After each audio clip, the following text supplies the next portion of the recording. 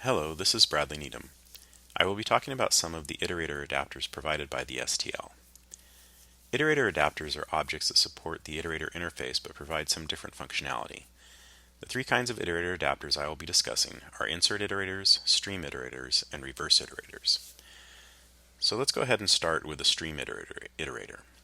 Now the cool thing about a stream iterator is it allows you to take an input or an output stream and iterate over it as if it was a collection. Now, input iterators, of course, are going to be forward only because the data is flowing to you and you're collecting it off of it. And outstreams are going to be basically output iterators and allow you to only push information onto them. So, let's start with an example. I'm going to take a vector of integers. This is going to be my collection. And I'm going to read some input from the user. And I'm going to use an iStream iterator to do this. So iStream iterator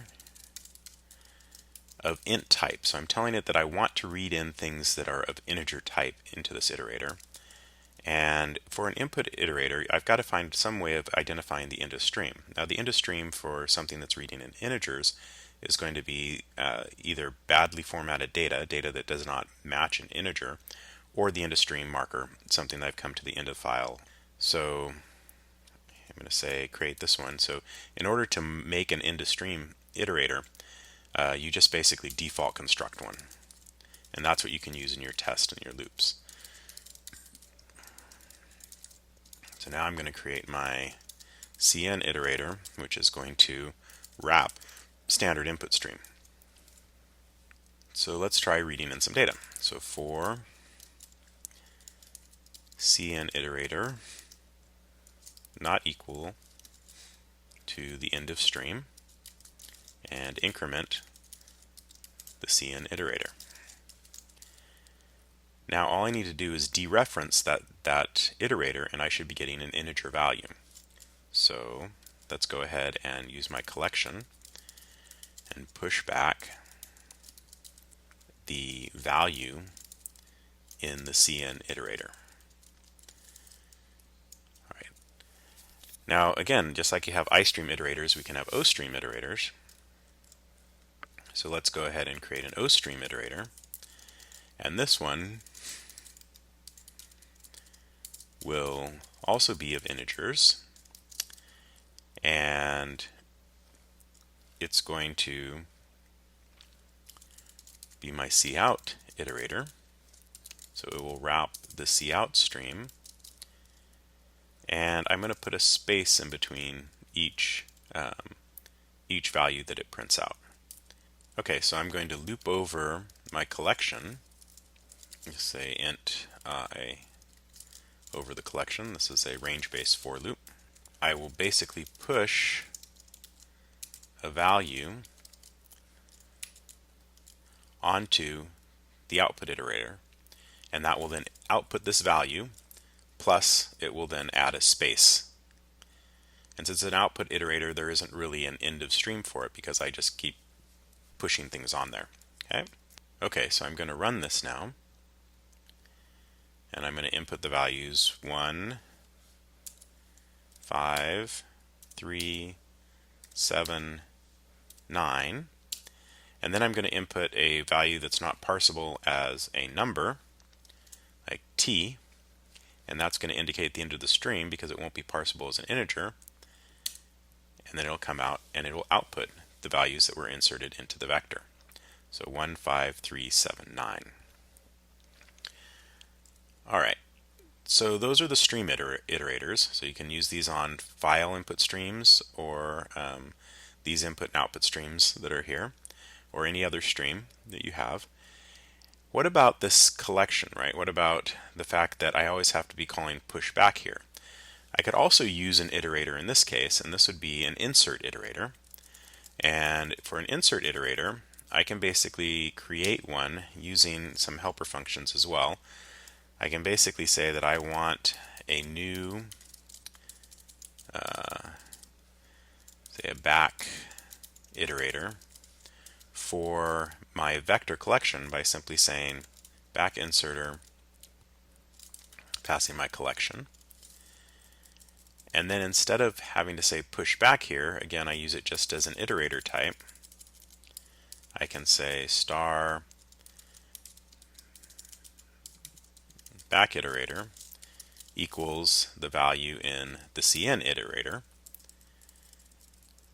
And this basically does the same thing. So this dereferencing of the back iterator basically then calls pushback on the collection that it was passed.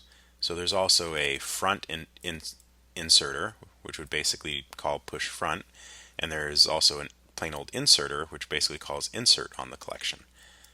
So let's go ahead and see what happens here. If I run it, and I pass in some values again, say 1, 2, 3, 4, and then a non-parsable value like p, then I get 1, 2, 3, 4, just like I did before when I was inserting them, but now it's being inserted using a back inserter. The one other type of iterator adapter I want to talk about is a reverse iterator, and all of the collections that are reversible, so that would be everything except for forward list and the unordered associative containers, I can create a reverse iterator to iterate over the contents. So instead of using my range base for, I'm going to go ahead and create a for loop using the iterators that are passed, and I'm going to use a reverse iterator in this case. So I'm going to say from my collection I want the R begin, which is the reverse begin iterator, and as long as it is not equal to the collection the reverse end, then I'm going to increment the iterator just like I normally would if I was going forward, but now I'm going to come backwards and I need to dereference the value that I'm passing to see out, and let's run that. What we get here, I input 1, 2, 3, 4, and then T, and I get the reverse output 4, 3, 2, 1. Okay, so basically a reverse iterator just wraps a regular iterator, has to be a bidirectional iterator, and every time you increment it, it basically translates that to a decrement of the iteration.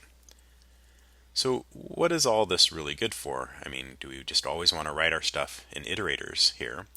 Well, the big advantage is that there are lots of different algorithms, right? Algorithms that are part of the STL, and they do different types of operations. And the operations they do are in terms of iterators, right? So one of the things we can do here is, instead of putting this loop here ourselves, what are we actually doing? Well, we're basically simply copying, right, the values from this input iterator to this back inserter iterator. So there is a algorithm, so let me go ahead and include algorithm up here. Include algorithm. There is an algorithm in the standard library called copy. I'm going to use copy to copy the values from the beginning, which is the CN iterator, to the end of stream, right? That's the end of the CN iterator. And I'm going to copy these values into this back inserter iterator. Okay? So let's go ahead and delete this for loop.